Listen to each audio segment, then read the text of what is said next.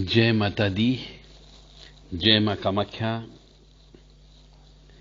मेष लग्न में राहु यदि अलग अलग भाव में बैठा हुआ हो तो क्या होता है?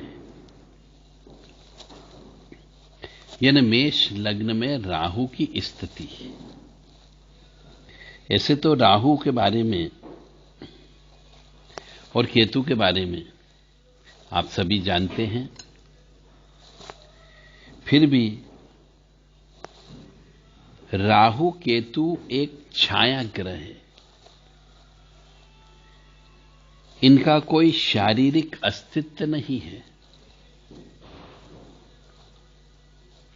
स्वतंत्र सत्ता नहीं है इनकी, क्योंकि ये अस्तित्व में ही नहीं है, छाया ग्रह है। और बहुत से विद्वानों ने तो इसको ग्रह ही नहीं माना। इसका कारण उसकी स्थूल सोच थी कि जब किसी का शरीर ही नहीं है तो उसके बारे में कैसे विचार करोगे?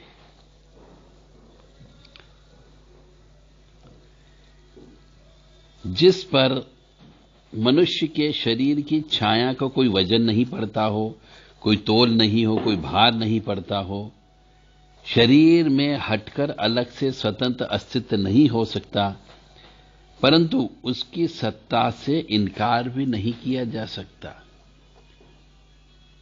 राहु है, यह निश्चित है, परंतु दिखता नहीं है, अदृश्य है।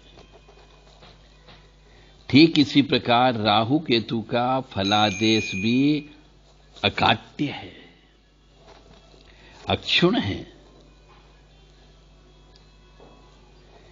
यदि ज्योतिष में राहु केतु को हटा दिया जाए तो फलादेश की सार्थकता ही खत्म हो जाएगी।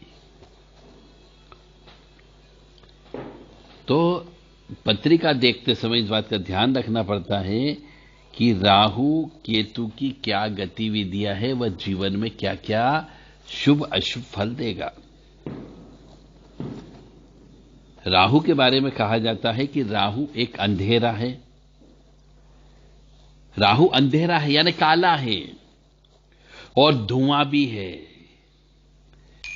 और पर्दे के पीछे छिपी हुई वस्तु भी राहु है।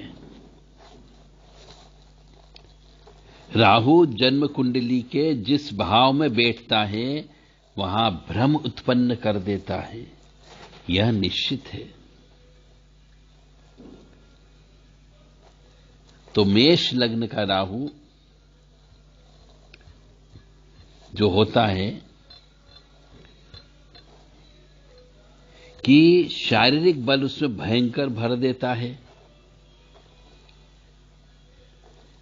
यानी ऐसा मनुष्य जिसके लग्न में राहु बैठा हो, मेष लग्न में, तो उसके शरीर में इतनी जवानी पैदा कर देता है कि वह कई स्त्रियों का भोग करता है।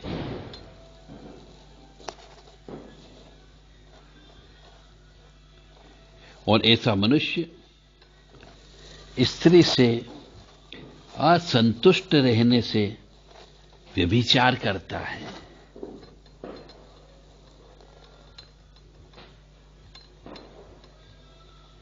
और मेष लग्न में यदि राहु वाला व्यक्ति हो तो उसका हृदय बहुत उदार होता है,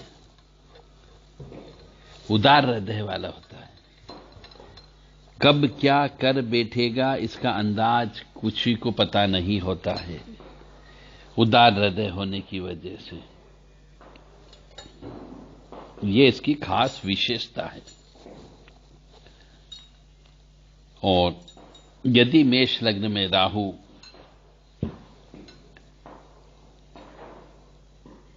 प्रथम भाव में बैठा हो तो अस्त्र शस्त्र से चोट लगने की संभावना भी होती है।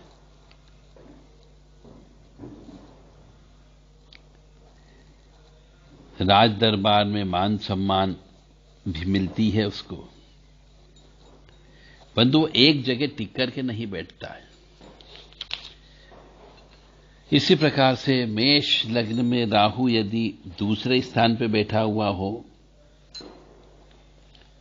तो ऐसा मनुष्य परोपकारी होता है,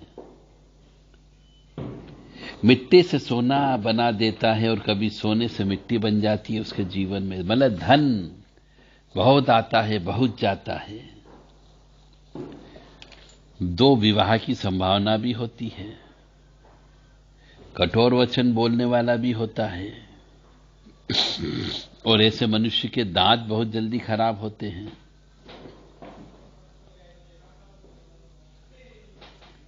अनुभव में ऐसा भी देखने में आया है कि राहु जो है शनि के समान और केतु मंगल के समान फल देता है। बुध और शुक्र और शनि राहु के हमेशा मित्र ग्रह होते हैं, और राहु के लिए मंगल जो है शत्रु होता है। यानी राहु और मंगल की युक्ति यानी कि अंगारक योग हो जाता है।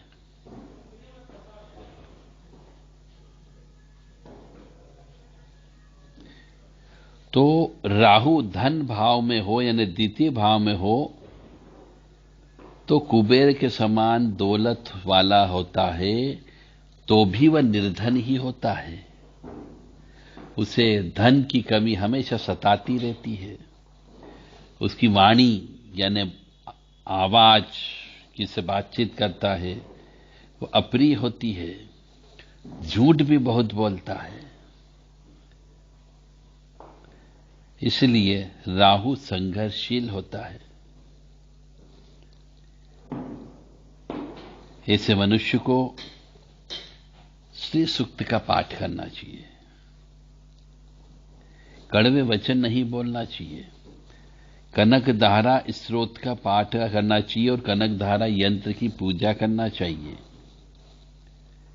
यदि कोई व्यक्ति ये कनक धारा यंत्र चाहता हो जिसका मेष लग्न की पत्रिका में राहु द्वितीय भाव में बैठा हो, धन की कमी हो, तो कनक धारा यंत्र देव राधा ट्रस्ट से आप मंगा सकते हैं। और धन प्राप्ति के लिए दुर्वा अंकुर और काले तिल से राहु की शांति करना चाहिए। जय माता दी, जय मां कामाख्या।